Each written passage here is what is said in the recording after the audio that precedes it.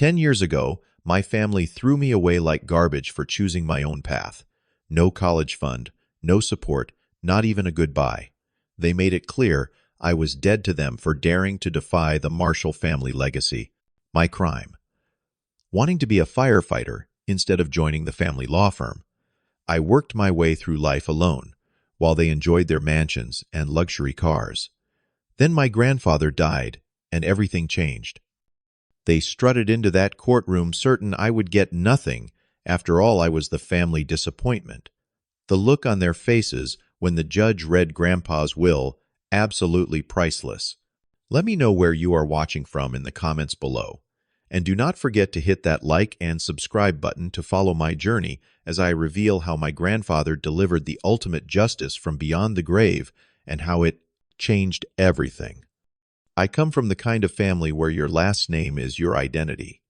The Marshalls have been prestigious attorneys in Boston for 4 generations. My great-grandfather started the firm. My grandfather expanded it. My father and his brother elevated it to one of the top firms in New England.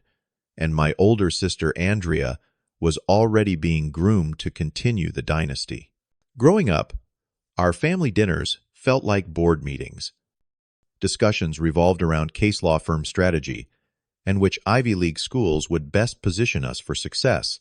My father, Richard Marshall, managed the corporate division of Marshall, Marshall & Pierce with military precision. My mother, Elizabeth, though not an attorney herself, came from old money and enforced the social standards expected of a proper marshal. My sister, Andrea, thrived in this environment, graduating valedictorian and heading to Harvard Law, just like every marshal before her. Then there was me, James Marshall, the square peg, in a family of perfectly round holes. From an early age, I showed little interest in legal precedents or corporate hierarchies. Instead, I was fascinated by my Uncle Robert, the black sheep, who had walked away from the family to become a firefighter. He would visit occasionally, telling me stories about saving lives, while my parents thinly veiled their disapproval.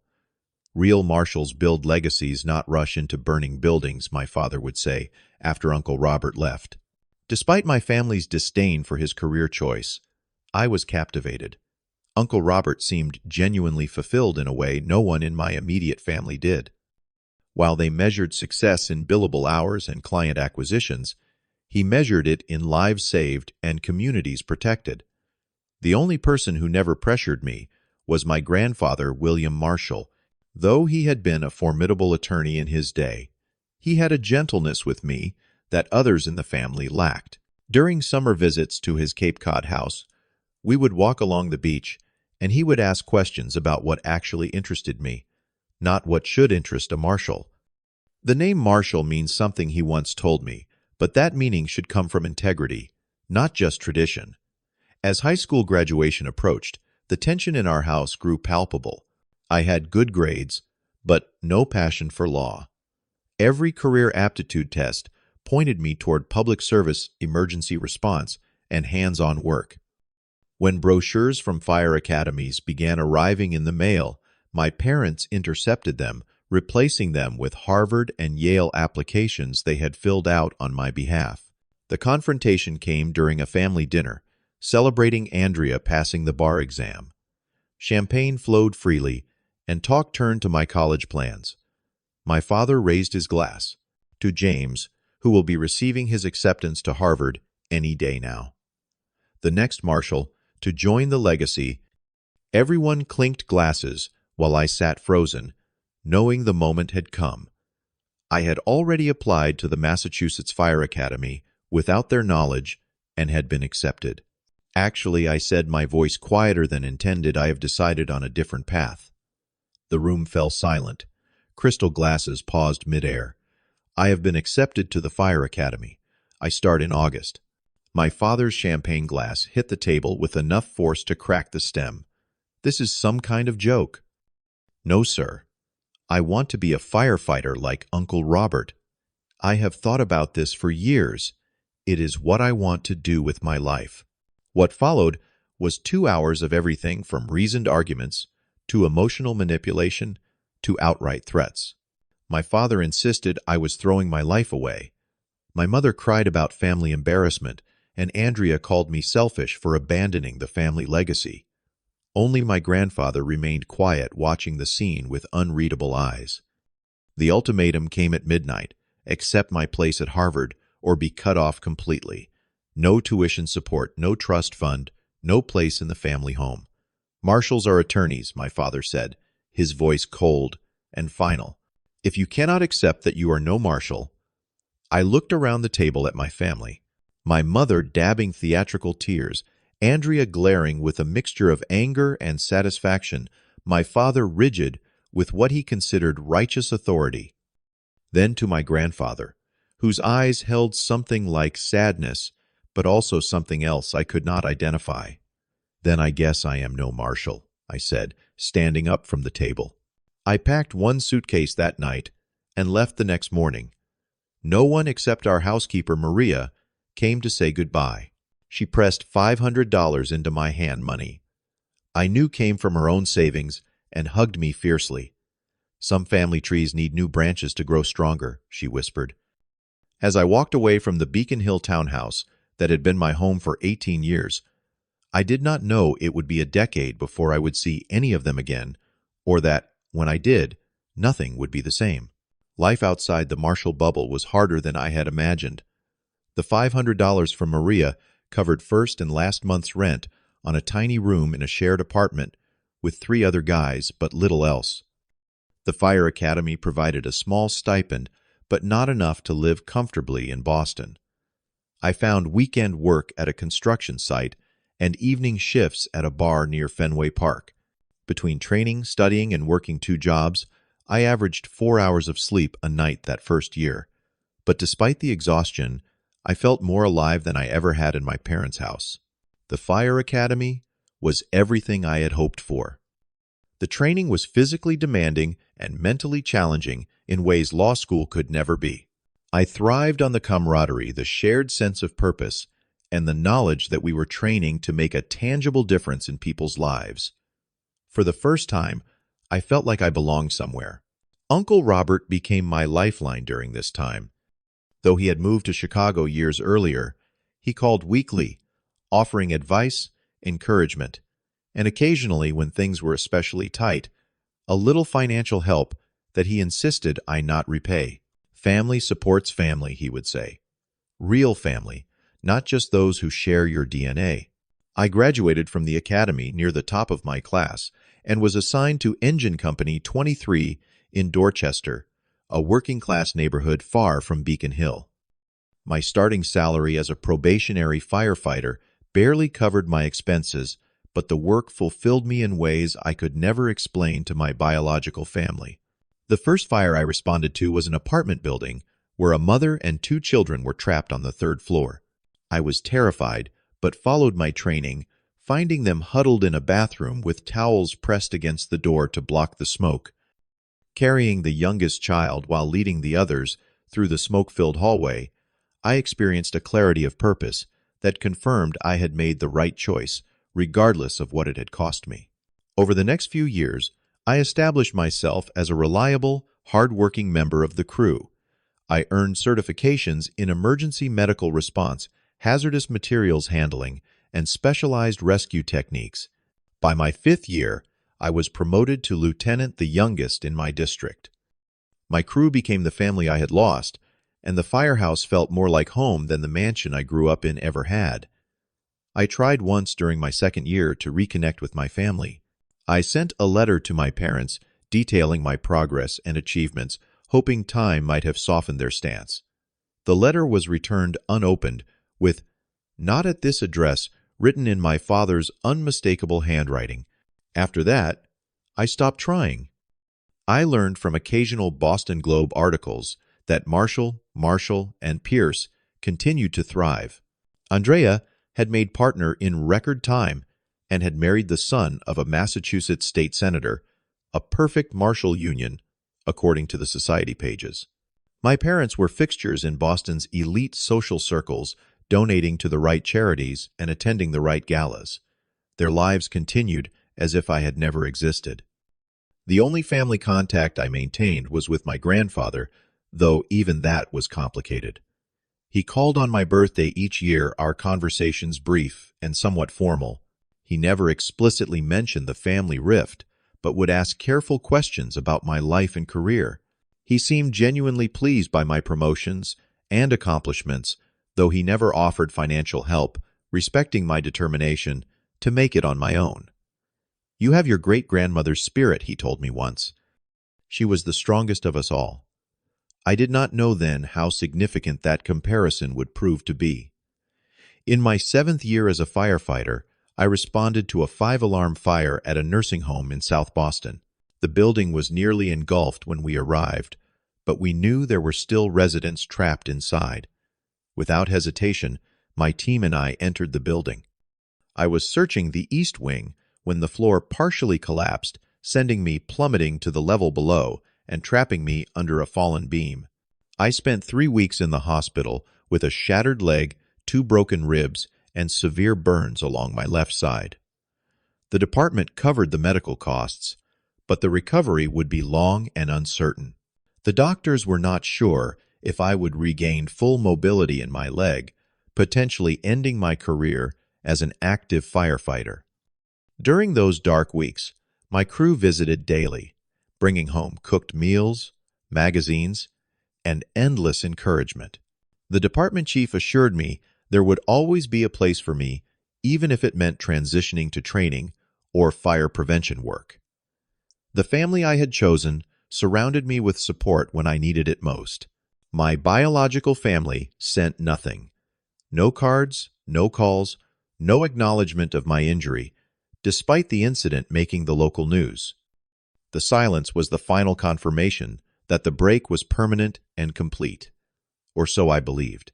Then on my 28th birthday, as I was still navigating physical therapy and an uncertain future, my grandfather called, as he did every year. But this time his voice sounded frailer, more urgent. "James," he said, bypassing our usual pleasantries, "I need to see you, not over the phone, in person." 3 days later, I took a taxi to his Cape Cod house, the same place where we had walked the beach during those childhood summers. The grand seaside mansion seemed smaller than I remembered, but no less impressive, with its weathered gray shingles and panoramic ocean views. My grandfather was waiting on the wraparound porch, looking much older than his 81 years. His once commanding frame had shrunk, and his hand trembled slightly as we shook. But his eyes, those piercing blue martial eyes, remained sharp and clear. "Sit with me," he said, gesturing to 2 Adirondack chairs facing the Atlantic. "We have important matters to discuss." For the next 2 hours, he spoke more openly than he ever had before. He told me about his own youth and the pressure he had felt to join the family firm, how he had wanted to be a history professor but had succumbed to family expectations, how he had watched the same pattern repeat with my father and now with Andrea. "I made a terrible mistake with your father," he confessed. "I forced him into a life he never wanted, and he became hardened by it. Then he did the same to you, only worse." He explained that he had been diagnosed with advanced pancreatic cancer. The doctors gave him 6 months at most, though he suspected he had less. "I have made certain arrangements," he said carefully. "Things that may change the family dynamic considerably. I cannot say more now, but I wanted you to be prepared." When I tried to ask questions, he shook his head. "Just know that I have always been prouder of you than you realize. It takes tremendous courage to chart your own course." As I prepared to leave, he pressed a small box into my hand. Inside was his own firefighter's badge from the 1940s. "Few people know this," he said with a small smile, "but before law school, I volunteered with the Boston Fire Department for 2 years. It was the happiest time of my life." I stared at him in shock, this revelation recontextualizing everything I thought I knew about my grandfather and the Marshall legacy. "Your father doesn't know," he added. "None of them do. Some stories we keep for ourselves until the right time comes to share them." 6 weeks later, my grandfather passed away peacefully in his sleep, and the wheels of his long-planned reckoning were set in motion. I received the call about my grandfather's passing from his personal attorney, Harold Winters, rather than from any family member. Harold explained that the funeral would be held at the Old North Church in 3 days, and that my grandfather had explicitly requested my presence. He also mentioned, with careful neutrality, that there would be a formal reading of the will the following day at the family offices. "Your grandfather was most insistent that you attend both events," Harold said. He made certain provisions to ensure this would be possible. Those provisions turned out to be a prepaid hotel room at the Four Seasons and a clothing allowance at Brooks Brothers arranged months in advance. My grandfather had thought of everything, ensuring I could return to Boston with dignity intact. I arrived at the funeral wearing a new charcoal gray suit that felt foreign after years of uniforms and casual clothes. The church was packed with Boston's elite politicians, judges, and generations of clients served by Marshall and Pierce. I slipped into a pew near the back, hoping to pay my respects quietly. Within minutes, I felt the temperature in my vicinity drop several degrees as my presence was noticed. My mother, dressed in immaculate black Chanel, pretended not to see me. My father stared straight ahead, his jaw clenched in familiar disapproval. Only Andrea acknowledged me with a slight nod before turning away. 10 years had passed, but the rejection felt as fresh as the day I had walked out. The service celebrated my grandfather as a legal titan, a pillar of Boston society, and a generous philanthropist. Speaker after speaker praised his contributions to the law and the community. Not one mentioned his 2 years as a firefighter or the badge he had kept all these decades.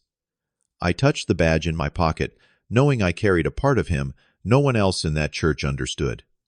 At the cemetery, I stood apart from the family group watching as they accepted condolences from a long line of Boston's powerful and connected. Several older attorneys who recognized me looked surprised then, quickly uncomfortable before moving away. I was the family embarrassment the cautionary tale told to ambitious law students about choosing the wrong path. As the crowd dispersed, Harold approached me. "Tomorrow 10 a.m., the main conference room," he said quietly. William was very specific about the arrangements. I nodded, wondering what my grandfather had planned that required my presence at a will reading where I expected to receive nothing. The Marshalls had made it abundantly clear that choosing a different path meant forfeiting any financial benefits of the family name. That evening in my hotel room, I ordered room service and watched the sun set over Boston Common, thinking about how different my life might have been had I followed the prescribed Marshall path. I would likely be a junior partner by now, married to someone socially appropriate, living in a Beacon Hill townhouse similar to my parents. I would also be profoundly unhappy. The next morning, I arrived at the Marshall and Pierce offices 15 minutes early. The receptionist, a young woman who would not have known me, looked startled when I gave my name. "Oh, Mr. Marshall, yes, they are expecting you in the main conference room." Her emphasis on they made it clear that my arrival was the subject of considerable discussion. Harold met me in the lobby, his handshake warm and firm. "James, thank you for coming. This is a significant day, and your grandfather would be pleased you are here." He led me through the familiar mahogany hallways, lined with portraits of Marshall attorneys past and present. Associates and paralegals glanced curiously as we passed. I recognized no one, and no one seemed to recognize me, though several did double takes at my scarred left arm, visible even through my suit jacket. The main conference room, where I had once played under the table as a child during firm gatherings, was dominated by a massive oak table. Seated around it was the entire Marshall clan. My parents at one end, Andrea and her husband beside them, and various cousins, aunts, and uncles filling the remaining seats. The only empty chair was at the opposite end from my parents, clearly designated for me. As I entered, conversations ceased abruptly. My father nodded stiffly, the barest acknowledgement of my existence. My mother studied her manicure as if it contained the secrets of the universe. Andrea at least met my eyes before looking away uncomfortably. Now that we are all present, Harold began placing a thick folder on the table.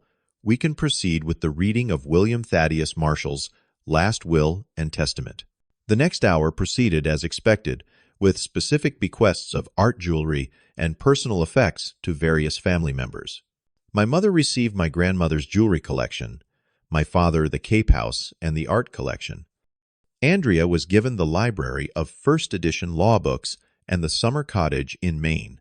Through it all I sat quietly, expecting nothing, wondering only why my grandfather had insisted on my presence for this parade of inheritances from which I would be excluded. I noticed my father growing increasingly smug as the standard bequests neared their conclusion, clearly believing the will would formalize my disinheritance.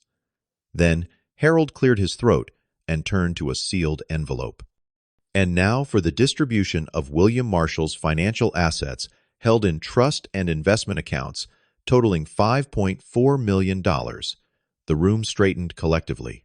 This was the moment everyone had been waiting for, the substantial financial inheritance that would cement the next generation of Marshall prominence. Before proceeding, William requested that I read the following letter in its entirety without interruption. Harold continued breaking the seal on the envelope. He began to read in his clear attorney's voice. To my family gathered here today, for 4 generations, the Marshall name has been associated with legal excellence and societal standing. This is a legacy of which I am proud. However, a legacy built solely on professional obligation and social expectation is an empty one. In my final years, I have reflected deeply on the true meaning of family and legacy. I have watched as we prioritized appearances over authenticity, status over happiness, and conformity over personal fulfillment. I bear significant responsibility for establishing these priorities and have worked to make amends in my final arrangements. A true legacy is measured not in billable hours or society pages, but in courage, integrity, and the strength to live according to one's principles, even when it comes at great personal cost. I felt every eye in the room shift to me, some narrowing in suspicion, others widening in growing alarm. Harold continued reading. With this understanding, I have made the following determination regarding my estate. The entirety of my financial holdings totaling $5.4 million shall pass to my grandson, James William Marshall. The conference room erupted in shocked exclamations. My father half rose from his chair, his face flushing deep red. My mother gasped audibly, while Andrea's husband whispered frantically in her ear. Harold raised his hand for silence and continued reading. James exemplifies the values I wish had guided our family all along. When faced with the choice between authentic happiness and expected success, he chose authenticity even at tremendous personal cost. When offered security in exchange for his integrity, he chose integrity. When abandoned by those who should have supported him unconditionally, he built a life of service and purpose without bitterness or compromise. To the rest of my family, I leave this wisdom more valuable than any financial bequest. True wealth lies in living with purpose and integrity, not in accumulation or status. I hope you will reflect on the example James has set and reconsider what the Marshall name could truly represent. The letter concluded with legal language, confirming the bequest and naming Harold as the executor. As Harold finished reading, the silence in the room was absolute shock, having temporarily robbed everyone of speech. My father recovered first. This is outrageous. He was clearly not of sound mind. We will contest this immediately. Harold calmly removed a second document from his folder. William anticipated this reaction. He underwent comprehensive psychological evaluation by 3 independent psychiatrists in the months before his death, all of whom certified his complete mental competence. Additionally, he recorded video testimony explaining his reasoning in detail. The will has been constructed to be virtually challenge-proof, and any attempt to contest it will trigger a clause that redirects any contested portion to a list of firefighter support charities. My father slammed his hand on the table, making the water glasses jump. "This is your doing," he hissed at me. "You manipulated an old man during his final illness." Before I could respond, Harold interjected. William also anticipated this accusation. He began planning these arrangements 3 years ago, long before his illness, and documented every stage of his decision-making process. The record will show that James had no involvement or knowledge of these provisions before today. The legal battle my father threatened never materialized. Harold had been correct. The will was ironclad, and the potential public relations disaster of fighting against donations to firefighter charities was too great a risk for a firm that depended on its reputation. As the reality of the situation sank, my relatives' reactions ranged from cold fury to calculated reassessment. I watched as several cousins who had never spoken to me in 10 years suddenly found reasons to approach, offering congratulations and reminiscing about childhood memories I knew they did not actually cherish. My mother, ever conscious of appearances, composed herself quickly and approached with a brittle smile. "James, darling, we should have lunch soon. Catch up properly. It has been far too long." 10 years, 2 months, and 14 days, I replied quietly. "Since the night you agreed, I was no longer part of this family. Only Andrea surprised me." As the others plotted and postured, she pulled me aside into a smaller conference room. "I will not pretend I am happy about this," she said directly, "but I will not pretend grandfather was wrong either. I made the choice you refused to make, and I have to live with that." It was the closest thing to honesty I had heard from any marshal that day. The transfer of $5.4 million to someone who had been living paycheck to paycheck for a decade was surreal, to say the least. Harold provided invaluable guidance, helping me establish trusts, investments, and charitable foundations that would protect and grow the inheritance while allowing me to use it meaningfully. The first major decision I made was about my career. My injuries from the nursing home fire had healed better than initially expected, but the doctors advised against returning to frontline firefighting. With the financial freedom my grandfather's bequest provided, I established a training academy for firefighters and emergency responders, focusing on advanced rescue techniques and safety protocols. The James and William Marshall First Responder Academy opened 18 months after the will reading, housed in a renovated warehouse in Dorchester. We offered scholarships to promising candidates from underserved communities and specialized training for departments with limited resources. My experience as a lieutenant gave me credibility, while my injury gave me perspective on the importance of proper training and equipment. Uncle Robert left his position in Chicago to join me as co-director, bringing decades of experience and a shared vision for what the academy could become. Together, we developed programs that have since been adopted by fire departments across New England. The second decision was more personal. I purchased and renovated my grandfather's childhood home, a modest colonial in Brookline that had long since passed out of family hands. During the renovation, I discovered a hidden compartment in the study containing my grandfather's journals from his firefighting years, along with photographs and newspaper clippings documenting rescues he had participated in. These treasures now hang framed in the Academy's main hall, alongside his badge and a plaque honoring his memory. My relationship with my biological family remains complicated. My father never forgave what he saw as my grandfather's betrayal and my undeserved windfall. He retired from the firm earlier than planned, ostensibly for health reasons, but more likely to avoid the whispers and speculation that followed the will's revelations. My mother attempted a superficial reconciliation motivated more by social appearances than genuine remorse. Our occasional lunches are civil but hollow performances for the benefit of anyone who might be watching rather than meaningful reconnections. Andrea surprised me by gradually establishing a more authentic relationship. After the birth of her first child, she began bringing my nephew for regular visits, confessing that parenthood had made her question many of the values we had been raised with. While we will never be close in the way I am with my firehouse brothers, we have found a tentative respect for each other's choices. the most unexpected development came from Maria, our former housekeeper. The $500 she gave me when I left home had represented nearly a month's salary for her, an act of generosity I never forgot. One of my first acts after receiving the inheritance was to establish a substantial retirement fund for her and paying for her daughter's college education. She now serves on the board of the Academy's Scholarship Foundation, her practical wisdom and compassionate insight guiding our selection process. 3 years after the will reading, Harold Winters delivered one final envelope from my grandfather time, stamped to be given to me on this specific date. Inside was a brief note and a faded photograph of my grandfather in his firefighting gear, standing proudly beside a 1,940 engine.